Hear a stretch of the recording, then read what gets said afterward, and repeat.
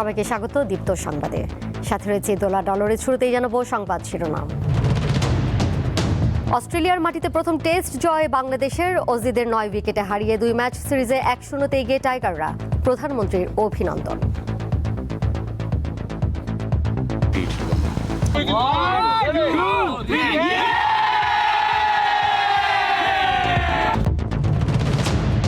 সংবিধান সংশোধন ও জুলাই সনদের মতো মৌলিক কাঠামোগত সংস্কারে দৃশ্যমান অগ্রগতি নেই। সরকারের 6 মাসের মূল্যায়নে বলছেন বিশ্লেষকরা। জাতীয় মানবাধিকার কমিশন, দুর্নীতি কমিশন, তথ্য কমিশন, এই ধরনের বিষয়গুলো কিন্তু যেটা হয়েছে সরকার হয় স্থগিত রেখেছে অথবা বাতিল করা হয়েছে। একই ব্যক্তি, দলের নেতা, প্রধানমন্ত্রী, আবার সংসদ নেতা, এই প্রভিশনটাও তো করা যেত। সরকার দেশকে একটি কল্যাণমূলক রাষ্ট্র হিসেবে প্রতিষ্ঠা করতে চায়। কিশোরগঞ্জে বললেন প্রধানমন্ত্রী। বিভ্রান্তি সৃষ্টিকারীদের বিষয়ে সজাগ থাকার আহ্বান। দেশে অনেক বিভ্রান্তকারী আছে, অনেক রটনাকারী আছে, এদের ব্যাপারে আমাদেরকে সতর্ক থাকতে হবে। জ্বালানির জন্য এক পাম্প থেকে অন্য পাম্পে দৌড়ঝাঁপ। কোথাও গ্যাস পাওয়া গেলেও চাপ একেবারেই কম। একই অবস্থা বাসাবাড়িতেও। দরকারে গ্যাসের দাম আরো বাড়াই দিক, তাও সরকার এটা সমাধান করুক। টিরা মুড়ি টুড়ি আইনা রুটি মুড়ি আইনা পোলা বানলে খাই কি করবো। প্রধানমন্ত্রী তারেক রহমানের ভারত সফরে অনুকূল পরিবেশ চায় ঢাকা। প্রত্যর্পণ চুক্তির আলোকে শেখ হাসিনা সহ সকল অপরাধী হস্তান্তরের অনুরোধ। ভারতীয় কর্তৃপক্ষকে অনুরোধ করেছি তারা যেন শেখ হাসিনা এবং অন্যান্য পলাতক অপরাধীদের প্রত্যর্পণে দ্রুত ব্যবস্থা নেয়। জ্বালানি নির্ভরতা থেকে বের হয়ে বহুমুখী অর্থনীতির দিকে ঝুঁকছে পশ্চিম এশিয়ার দেশগুলো। আঞ্চলিক সংঘাতে মূল্য বৃদ্ধির কারণে বাড়ছে ঝুঁকি।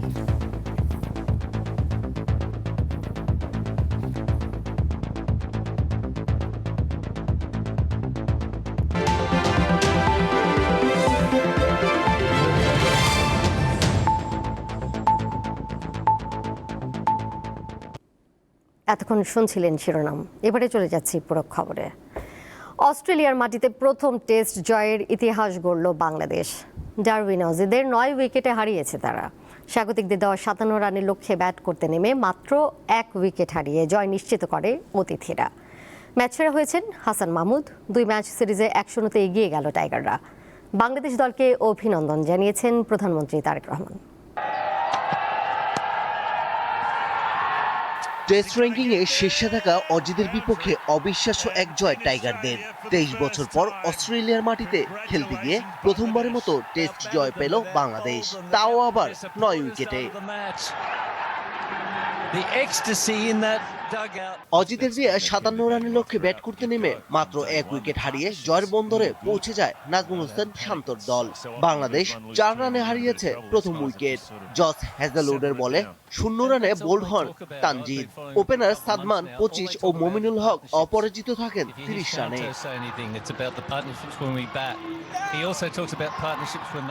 এর আগে 67 রানে পিছিয়ে থেকে অ্যালেক্স ক্যারি ও ক্যামেরন গ্রিনের ব্যাটে চতুর্থ দিনে খেলা শুরু করে অস্ট্রেলিয়া। সেঞ্চুরি করেন ক্যামেরন গ্রিন।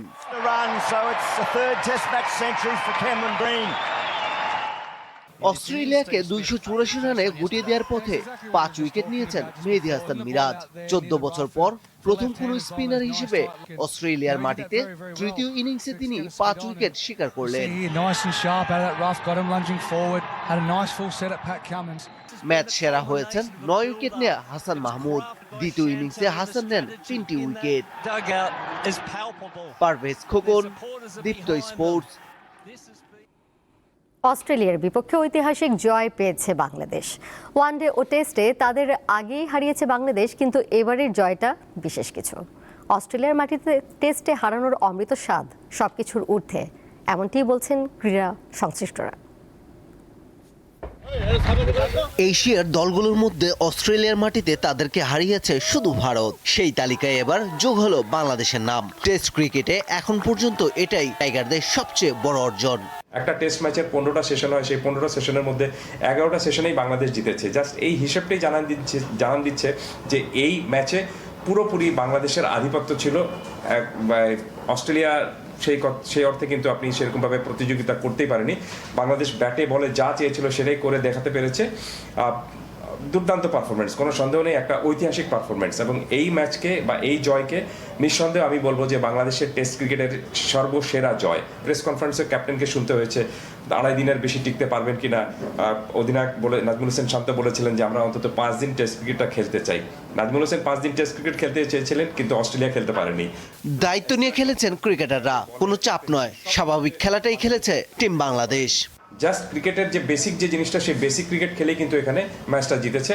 পরের ম্যাচেও কিন্তু ঠিক একই ফর্মুলা যদি বাংলাদেশ ধরে রাখতে পারে, তাহলে আমার মনে হয় যে সেখানেও বাংলাদেশ, আমি বলছি না যে সেটা জিতে যাবে, কিন্তু সেই টেস্ট ম্যাচ ড্র করলে আমরা সিরিজ জিতে আসতে পারবো অস্ট্রেলিয়া থেকে। সেটা মোস্ট ইম্পর্টেন্ট একটা জিনিস হতে পারে বাংলাদেশ দলের জন্য। ম্যাচের প্রথম দিন সকালে পার্থক্য গড়ে দেয় সফরকারীরা।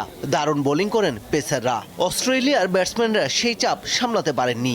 সবাই ভেবেছিল যে মানে 198 করার পরেও কিন্তু ডাউট ছিল, অনেকে বলছিল যে বাংলাদেশ কি রান করতে পারবে কিনা বা অস্ট্রেলিয়া পরে ইনিংসে চেস করে নিয়ে আসবে, সেটাও কিন্তু বাংলাদেশ করতে দেয়নি। আপনি সেকেন্ড ইনিংসেও কিন্তু চমৎকার বোলিং করেছেন, হাসান মাহমুদ, তাসকিন, তাইজুল, মিরাজ চমৎকার বোলিং করেছে। সব মিরাজের পরে ব্যাটিংটাও কিন্তু আমরা অনেক কাজে দিয়েছি। সব মিলিয়ে কিন্তু আমরা ভালো ক্রিকেট খেলে অস্ট্রেলিয়াকে হারিয়েছি। তো এই জিনিসটাকে এখন ধরে রাখতে হবে। এই জয়ে টেস্ট চ্যাম্পিয়নশিপের তালিকার 4 নম্বরে উঠে এসেছে বাংলাদেশ। শতকরা পয়েন্ট হার 58.33 থেকে বেড়ে 66.67 হয়েছে। আমরা যদি এরকম বড় বড় টিমের সাথে আরও বেশি ক্রিকেট খেলি, একটা সময় দেখবেন কিন্তু আমরা অনেক বড় টিম হয়ে দাঁড়াবো। কারণ আমাদের টেস্ট টিম চমৎকার টেস্ট টিম আছে, আমাদের রোড লেভেলে অনেক ভালো ভালো প্লেয়ার আছে যারা ফিউচারের জন্য খুব চমৎকার হয়ে আসবে। যদি আমাদের খেলার সংখ্যা যদি বাড়ানো হয়, যেমন 2টা টেস্ট হয়, এটা যদি 5টা বা 3টা করানো হয়, তাহলে আরও বেটার ক্রিকেট খেলবো আমরা। 22 আগস্ট থেকে শুরু হবে সিরিজের দ্বিতীয় ও শেষ টেস্ট। পারভেজ খোকন, দীপ্ত স্পোর্টস। যাচ্ছি পরের প্রসঙ্গে। দায়িত্ব নেওয়ার 6 মাস পূর্ণ করেছে প্রধানমন্ত্রী তারেক রহমানের নেতৃত্বাধীন বিএনপি সরকার। সংবিধান থেকে প্রশাসন, বিচার বিভাগ থেকে নির্বাচন ব্যবস্থা, বদলের প্রত্যাশা ছিল জুলাই পরবর্তী বাংলাদেশে। 6 মাসে সেই রাষ্ট্র সংস্কার কত দূর এগিয়েছে, বিস্তারিত থাকছে প্রতিবেদনে। জুলাই গণ অভ্যুত্থানের পর রাষ্ট্র কাঠামোগত পরিবর্তনের দাবি সামনে আসে। এটি হয়ে ওঠে রাজনীতির অন্যতম প্রধান আলোচ্য বিষয়। ক্ষমতার পালাবদলের পর নতুন সরকারের কাছে স্বাভাবিকভাবেই প্রত্যাশা ছিল কিছুটা বেশি। সরকারেরও জবাবদিহিমূলক রাষ্ট্র গঠনের প্রতিশ্রুতি ছিল। বিএনপির 31 দফাতেও ছিল রাষ্ট্র সংস্কারের বিস্তারিত রূপরেখা। সরকারের 6 মাসের মূল্যায়নে সংস্কার, জবাবদিহি, প্রশাসনিক স্বচ্ছতা, অর্থনৈতিক স্থিতিশীলতা ও সামাজিক নিরাপত্তাকে অগ্রাধিকার দেওয়ার কথা বলা হচ্ছে। দলটির দাবি, প্রথম 6 মাসে তাদের নির্বাচনী ইশতেহার ও ঘোষিত কর্মসূচির অধিকাংশ অর্জিত হয়েছে। তবে ভিন্নমত রাজনীতি বিশ্লেষকদের। সংবিধান সংশোধন কিংবা জুলাই সনদের মতো মৌলিক কাঠামোগত সংস্কারে দৃশ্যমান কোনো অগ্রগতি নেই বলছেন তারা। সংবিধানের 70 অনুচ্ছেদের একটা পরিবর্তন আনা যেত। প্রেসিডেন্টকে একটু ক্ষমতা দেওয়া, বিভিন্ন রাষ্ট্রীয় গুরুত্বপূর্ণ প্রতিষ্ঠানে নিয়োগের ক্ষেত্রে, তারপরে ধরেন প্রধানমন্ত্রীর মেয়াদকে 2 মেয়াদের মধ্যে সীমাবদ্ধ রাখা, তারপরে ধরেন এই যে একই ব্যক্তি দলের নেতা, প্রধানমন্ত্রী, আবার সংসদ নেতা, এই প্রভিশনটাও তো করা যেত। প্রথম 6 মাসে রাষ্ট্র সংস্কারে বড় ধরনের কাঠামোগত পরিবর্তনের চেয়ে প্রশাসনিক ভিত্তি তৈরি ও প্রাতিষ্ঠানিক রদবদলের ওপর বেশি জোর দিয়েছে, এমনটিই বলছেন টিআইবির নির্বাহী পরিচালক ডক্টর ইফতেখারুজ্জামান। বিচার বিভাগের স্বাধীনতা, সেক্ষেত্রে একাধিক অধ্যাদেশ ছিল, বা জাতীয় মানবাধিকার কমিশন, দুর্নীতি কমিশন, তথ্য কমিশন, এই ধরনের বিষয়গুলো কিন্তু যেটা হয়েছে সরকার হয় স্থগিত রেখেছে অথবা বাতিল করা হয়েছে। এছাড়া মৌলিক বিষয় উপেক্ষা করে জাতীয় মানবাধিকার কমিশন আইন 2026 এবং গুম প্রতিরোধ আইনের খসড়া মন্ত্রিপরিষদে নীতিগত অনুমোদিত হওয়ায় উদ্বেগ প্রকাশ করেন তিনি। বাংলাদেশে ব্যাপক মানবাধিকার হরণের জন্য যারা দায়ী, যে সংস্থাগুলো, তাদেরকে সুরক্ষা দেওয়ার জন্য বেশ কিছু ধারা এই দুটো আইনের মধ্যে আছে, যেটি বাস্তবে সেই যারা অধিকার লঙ্ঘনকারী সংস্থা বা তাদের এক শ্রেণীর অসাধু কর্মকর্তা, তাদেরকে জবাবদিহিতার আয়ত্তার আনার থেকে ঊর্ধ্বে রাখার জন্য সেগুলো করা হয়েছে। 31 দফার বাস্তবায়ন ও নির্বাচনী অঙ্গীকারের প্রতি শ্রদ্ধাশীল হওয়ার পরামর্শ বিশেষজ্ঞদের। নির্বাচনের আগে রাষ্ট্র সংস্কার ছিল বর্তমান সরকারের সবচেয়ে বড় প্রতিশ্রুতি। 6 মাসের সরকারকে তাই দুটি বড় বাস্তবতার মুখোমুখি হতে হচ্ছে। একদিকে অর্থনীতি ও জনকল্যাণে কিছু দৃশ্যমান উদ্যোগ, অন্যদিকে রাষ্ট্রের মৌলিক কাঠামো বদলের ক্ষেত্রে এখনও থেকে গেছে বড় প্রশ্ন। আগামী দিনের চ্যালেঞ্জ এখন সংস্কার কি রাজনৈতিক সমঝোতার পথে এগোবে, নাকি দলীয় স্বার্থ এবং রাজনৈতিক বিরোধিতার মুখে আটকে যাবে? শিউলি শবনম, দীপ্ত সংবাদ, ঢাকা। 12 ফেব্রুয়ারির নির্বাচনে বিপুল সংখ্যাগরিষ্ঠতা নিয়ে সরকার গঠনের পর প্রধানমন্ত্রী তারেক রহমান ঘোষণা দেন জনগণের প্রত্যাশা পূরণই হবে সরকারের প্রধান লক্ষ্য। এর মধ্যে ক্ষমতার 6 মাস পূর্ণ করেছে বিএনপি নেতৃত্বাধীন সরকার। ক্ষমতায় আসার আগে জনগণের সামনে ছিল পরিবর্তন ও সংস্কারের নানা প্রতিশ্রুতি। 6 মাসে সরকার কতটা সেই প্রতিশ্রুতি বাস্তবায়ন করতে পেরেছে, সেই প্রত্যাশার কথাই উঠে এসেছে আমাদের আজকের জনতার কথায়। ত্রয়োদশ জাতীয় সংসদ নির্বাচনে বিপুল সংখ্যাগরিষ্ঠতা নিয়ে সরকার গঠন করে বিএনপি। ইতিমধ্যে ক্ষমতার 6 মাস পূর্ণ করেছে বিএনপি সরকার। এই 6 মাসে জনগণের প্রত্যাশা কতটুকু পূরণ করতে পেরেছে তা নিয়ে থাকছে আজকের জনতার কথা।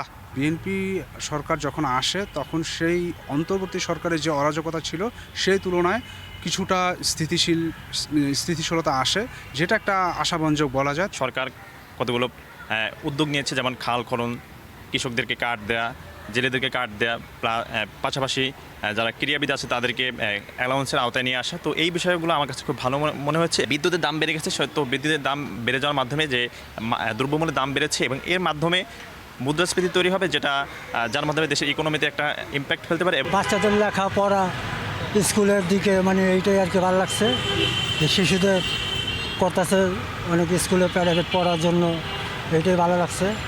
আর ব্যবসা নিয়ে পরিস্থিতি বহুত খারাপ, আমাদের বাজার অনেক খারাপ।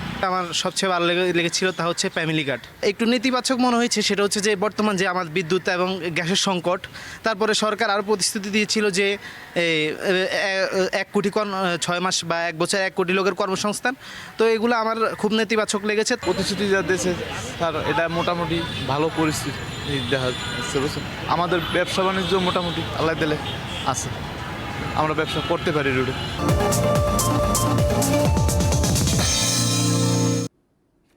সরকার দেশকে একটি কল্যাণমূলক রাষ্ট্র হিসেবে প্রতিষ্ঠা করতে চায় বলে মন্তব্য করেছেন প্রধানমন্ত্রী তারেক রহমান।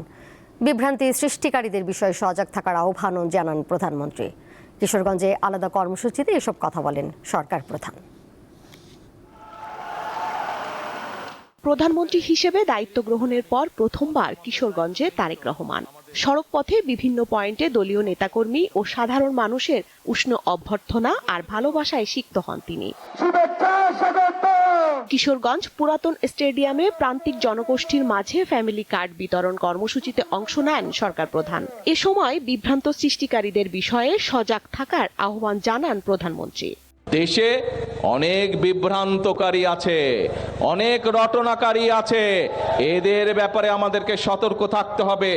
দেখতে হবে এরা অতীতে কি করেছে, সেই অতীত বিবেচনা করে তাদেরকে আমাদেরকে চোখে চোখে রাখতে হবে। এর আগে আজমিতা জর্জ ইনস্টিটিউট স্কুলে শিক্ষার্থীদের সাথে কুশল বিনিময় করেন তিনি। পরে কিশোরগঞ্জের কটিয়াদি কার্ভ হ্যাচারি কমপ্লেক্স পরিদর্শন করেন। অংশ নেন জাতীয় মৎস্য পক্ষ 2026-এর উদ্বোধনী অনুষ্ঠানে। মৎস্য খাতে বিশেষ অবদানের স্বীকৃতি স্বরূপ 14 ব্যক্তি ও প্রতিষ্ঠানের হাতে পদক তুলে দেন প্রধানমন্ত্রী। জেলেদের জীবন জীবিকার উন্নয়নে সরকার অত্যন্তভাবে আন্তরিক এবং এরই অংশ হিসাবে মৎস্য চাষিদেরকে কৃষক কার্ডের আওতায় আনা হবে এবং হয়েছে এর মধ্যে। একই সঙ্গে জেলেদের পরিচয়পত্র প্রদান ও নিবন্ধন কার্যক্রম চলমান রয়েছে। কিশোরগঞ্জের পাকুন্দিয়া উপজেলার মির্জাপুর চেয়ারম্যান বাড়ি ঘাট এলাকায় পুরাতন ব্রহ্মপুত্র নদের মাছের পোনা অবমুক্ত করেন সরকার প্রধান। পরে সমাবেশে অংশ নিয়ে প্রধানমন্ত্রী বলেন, দেশকে একটি জনকল্যাণমূলক রাষ্ট্র হিসাবে প্রতিষ্ঠা করতে চাই সরকার। বাংলাদেশ জাতীয়তাবাদী দল ইনশাআল্লাহ জনগণের জন্য অতীতেও কাজ করেছে, বর্তমানেও কাজ করবে এবং দেশ এবং জনগণের স্বার্থের বাইরে কোনো কাজ করবে না।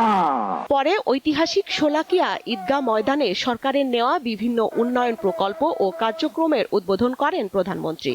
একই স্থানে জাতীয়তাবাদী ছাত্র দল কিশোরগঞ্জ জেলা শাখার আয়োজনে বৃক্ষরোপণ কর্মসূচিতেও অংশ নেন তিনি। দিনের কর্মসূচি শেষে সন্ধ্যায় ঢাকার উদ্দেশ্যে কিশোরগঞ্জ ত্যাগ করেন সরকার প্রধান। স্বস্তিকা সিংহ, দীপ্ত সংবাদ, ঢাকা। যাচ্ছি পরের খবরে। রাজধানীর অনেক ফিলিং স্টেশনেই গ্যাস নেই, ফলে গ্রাহকরা জ্বালানির জন্য এক পাম্প থেকে অন্য পাম্পে দৌড়ঝাঁপ করছেন। কোথাও কোথাও গ্যাস পাওয়া গেলেও চাপ একেবারেই কম। একই অবস্থা বাসাবাড়িতে।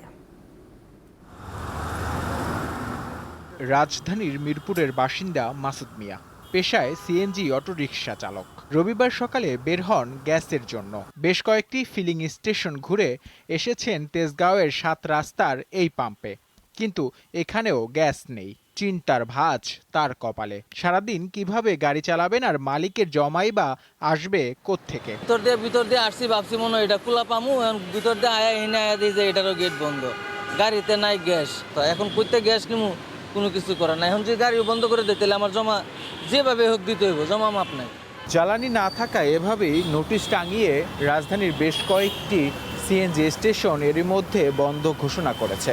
পর্যাপ্ত পরিমাণ জ্বালানি সরবরাহ না থাকায় অলস সময় পার করছে এই পেট্রোল পাম্পের কর্মীরা। কেন গ্যাস নেই, পাম্প কেন বন্ধ রাখা হচ্ছে, এর কারণ স্পষ্ট। সরবরাহ নাই বললেই চলে, তাই বিক্রি বন্ধ। আমাদের লাইন তো গ্যাস না থাকা বন্ধ করে দিয়েছে। আমাদের যেখানে 15 দরকার সেখানে 1-2% মেশিন বন্ধ হয়ে যায়, ওঠে না। তেজগাঁও এলাকার আশপাশের সিএনজি স্টেশনগুলোর অবস্থাও একই। সবকিছু ঠিকঠাক, শুধু গ্যাস নেই। এই অবস্থায় বেশি বেকায়দায় পড়েছেন অটোরিকশার চালকরা। এরকম ভোগান্তি ভাল লাগে না। দরকারে গ্যাসের দাম আরো বাড়াই দিক, তাও সরকার এটা সমাধান করুক।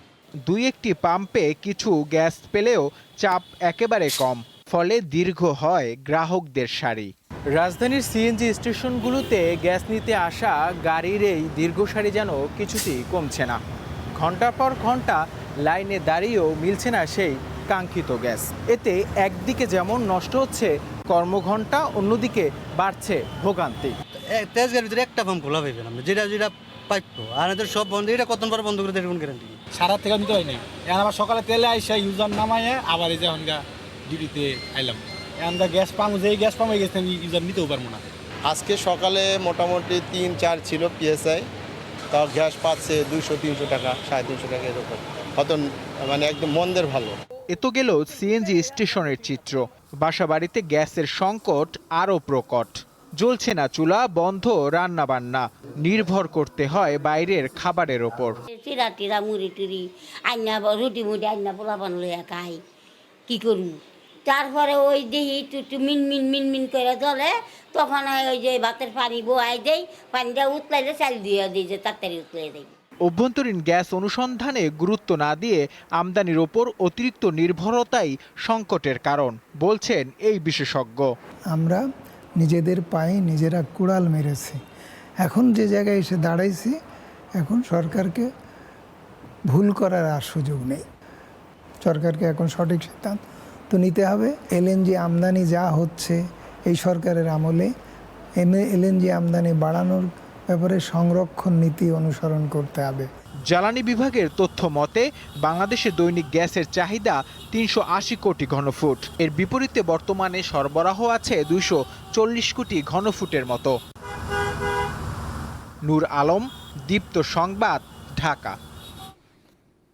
প্রধানমন্ত্রী তারেক রহমানের ভারত সফরের জন্য অনুকূল পরিবেশ তৈরি করতে হবে। এজন্য ভারতের কাছে দ্বিপক্ষীয় প্রত্যর্পণ চুক্তি অনুযায়ী সাবেক প্রধানমন্ত্রী শেখ হাসিনা এবং অন্যান্য পলাতক অপরাধীকে দ্রুত ফেরত পাঠাতে এবং শহীদ শরীফ ওসমান বিন হাদি হত্যা মামলার আসামিদের বাংলাদেশের কাছে হস্তান্তর করতে ভারতীয় কর্তৃপক্ষের কাছে অনুরোধ জানিয়েছে বাংলাদেশ। দুপুরে পররাষ্ট্র মন্ত্রণালয়ের মুখপাত্র AKM শহীদুল করিম সাংবাদিকদের এই কথা জানান। বলেন, প্রধানমন্ত্রী তারেক রহমানের সম্ভাব্য ভারত সফর নিয়ে উভয় দেশ কয়েক সপ্তাহ ধরে পরস্পরের সঙ্গে যোগাযোগ রক্ষা করছে। তবে আন্তর্জাতিক অপরাধ ট্রাইব্যুনালে মানবতা বিরোধী অপরাধের দায়ে দণ্ডপ্রাপ্ত শেখ হাসিনা গত 5 আগস্ট দিল্লিতে যেভাবে প্রকাশ্য সংবাদ সম্মেলনে কথা বলেছেন, তাতে এই প্রক্রিয়ার পরিবেশ বিনষ্ট হয়েছে। এ মাসের তৃতীয় সপ্তাহে 2 দিনের সফর আয়োজনের জন্য সম্ভাব্য তারিখও এরই মধ্যে বাংলাদেশকে প্রস্তাব করেছে ভারত। এখন ওই তারিখের পরিবর্তে কাছাকাছি সময় সফরটির কথা ভাবছে বাংলাদেশ। তবে আগস্টের তৃতীয় আর চতুর্থ সপ্তাহের মধ্যে এই সফরের সূচি নিয়ে 2 দেশ পৃথক তারিখের বিষয়টি বিবেচনা করছে।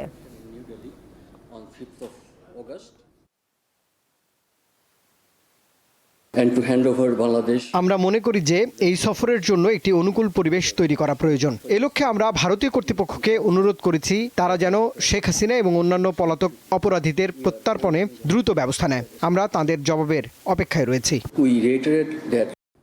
জ্বালানি সংকট সমাধানে কমপক্ষে 2 বছর সময় লাগবে বলে জানিয়েছেন অর্থমন্ত্রী আমির খসরু মাহমুদ চৌধুরী। দুপুরে রাজধানীর একটি হোটেলে American chamber of commerce in Bangladesh আয়োজিত বিনিয়োগকারীর আস্থায় নীতিগত সংস্কার বিষয়ক সেমিনারে এ কথা বলেন তিনি। অর্থমন্ত্রী জানান, ব্যবসা ও বিনিয়োগ সহজ করতে কাজ করছে সরকার। এছাড়া দ্রুত গ্যাস অনুসন্ধান, সৌর বিদ্যুৎ ও কয়লা নিয়ে সরকার কাজ করছে বলেও জানান তিনি।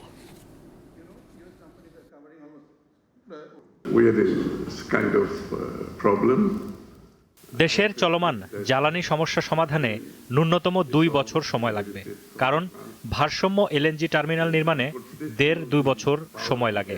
উত্তরাধিকার সূত্রে পাওয়া এই সংকট 6 মাস বা 1 বছরে সমাধান করা সম্ভব নয়।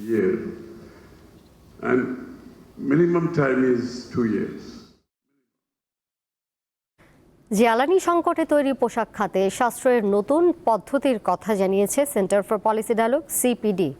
সংস্থাটির গবেষণায় বলা হয়, প্রযুক্তির যথাযথ ব্যবহার ও উৎপাদন প্রক্রিয়ায় পরিবর্তন এনে এই খাতে 10 থেকে 17% জ্বালানি সাশ্রয় করা সম্ভব।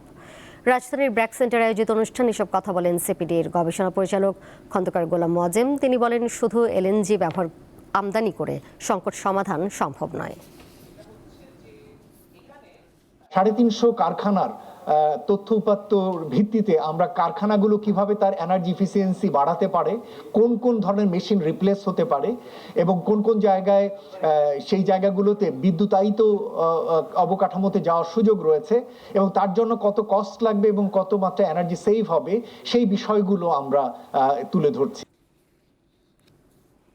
উন্মুক্ত মঞ্চে প্রদর্শিত হলো দীপ্ত টিভির নতুন বিশ্বনন্দিত তুর্কি ড্রামা সিরিজ অনন্ত ভালোবাসা। রবিবার সন্ধ্যায় রাজধানী ধানমন্ডির রবীন্দ্র সরোবরের উন্মুক্ত মঞ্চে অসংখ্য দর্শক ধারাবাহিকটির প্রথম ও দ্বিতীয় পর্ব উপভোগ করেন। সে সময় ধারাবাহিকটি থেকে দর্শকদের জন্য কুইজ দেওয়া হয়। সঠিক উত্তরদাতাদের হাতে তুলে দেওয়া হয় পুরস্কার। নাটক দেখার পাশাপাশি গানের তালে মাতেন দর্শকরা। 15 আগস্ট থেকে অনন্ত ভালোবাসা দীপ্ত টিভিতে প্রচার শুরু হয়েছে। শনি থেকে বৃহস্পতিবার প্রতিদিন রাত 8:30টায় দীপ্ত টিভি, দীপ্ত প্লে ও দীপ্ত টিভির ডিজিটাল প্ল্যাটফর্মে ধারাবাহিকটি উপভোগ করা যাচ্ছে।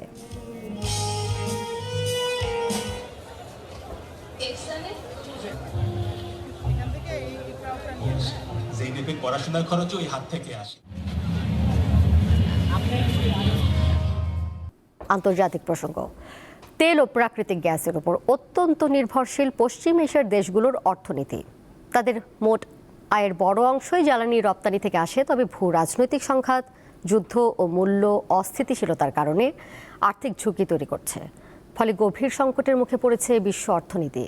তাই জ্বালানি নির্ভর অর্থনীতি থেকে বের হয়ে বহুমুখীকরণের দিকে ঝুঁকছে দেশগুলো। গ্যাস মানেই পশ্চিম এশিয়া, আর এই দুয়ের উপরই নির্ভর করে এই অঞ্চলের অর্থনীতি।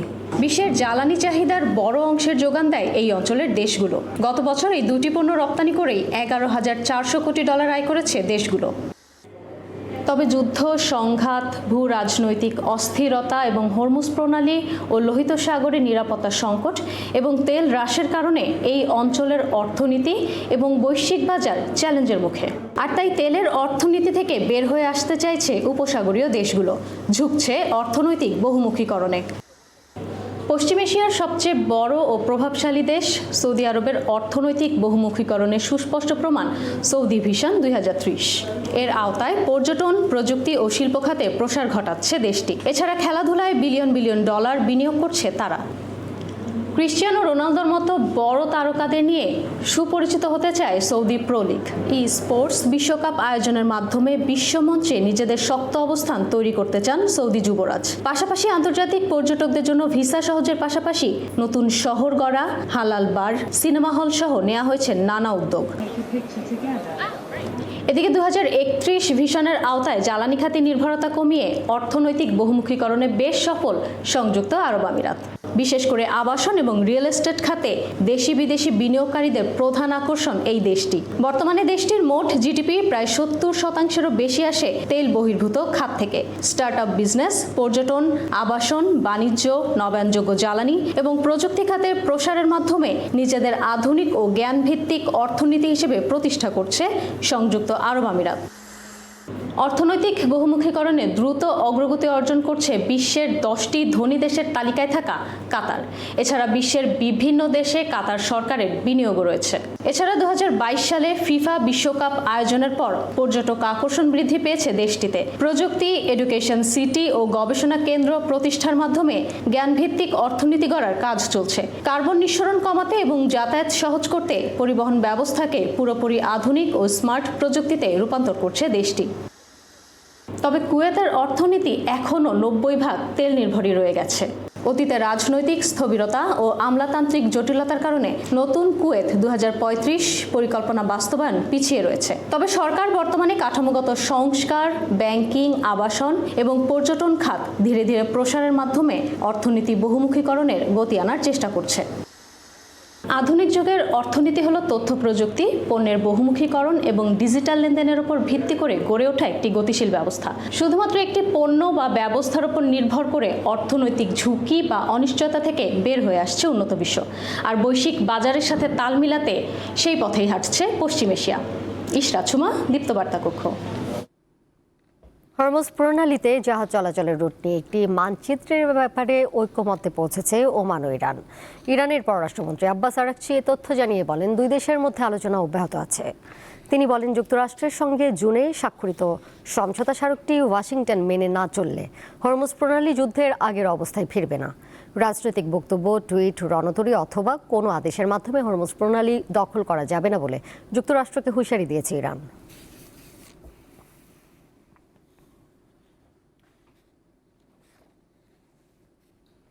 শেষ করব দীপ্ত সংবাদ, যাবার আগে শিরোনামগুলো জানিয়ে দেব আরও একবার। অস্ট্রেলিয়ার মাটিতে প্রথম টেস্ট জয় বাংলাদেশের। অজিদের 9 উইকেটে হারিয়ে 2 ম্যাচ সিরিজে 1-0 এগিয়ে টাইগাররা, প্রধানমন্ত্রীর অভিনন্দন।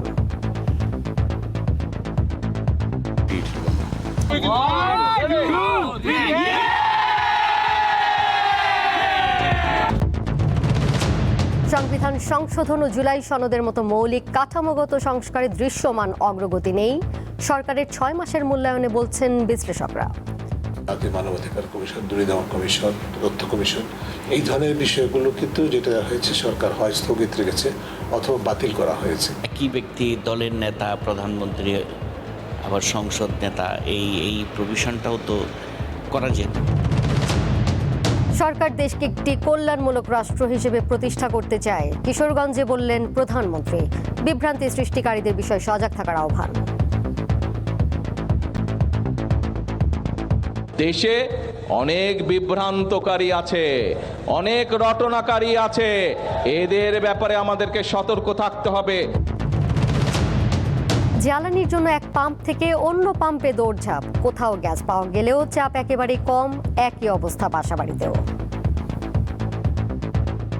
দরকারে গ্যাসের দাম আরো বাড়াই দিক, তাও সরকার এটা সমাধান করুক। চিরা মুড়ি টুড়ি আইনা, রুটি মুড়ি আইনা পোলাপান লইয়া খাই, কি করব। প্রধানমন্ত্রী তারেক রহমানের ভারত সফরে অনুকূল পরিবেশ চায় ঢাকা। প্রত্যর্পণ চুক্তির আলোকে শেখ হাসিনা সহ সকল অপরাধী হস্তান্তরের অনুরোধ। ভারতীয় কর্তৃপক্ষকে অনুরোধ করেছি তারা যেন শেখ হাসিনা এবং অন্যান্য পলাতক অপরাধীদের প্রত্যর্পণে দ্রুত ব্যবস্থা নেয়। জ্বালানি নির্ভরতা থেকে বের হয়ে বহুমুখী অর্থনীতির দিকে ঝুঁকছে পশ্চিম এশিয়ার দেশগুলো। আঞ্চলিক সংঘাতে মূল্য বৃদ্ধির কারণে বাড়ছে ঝুঁকি।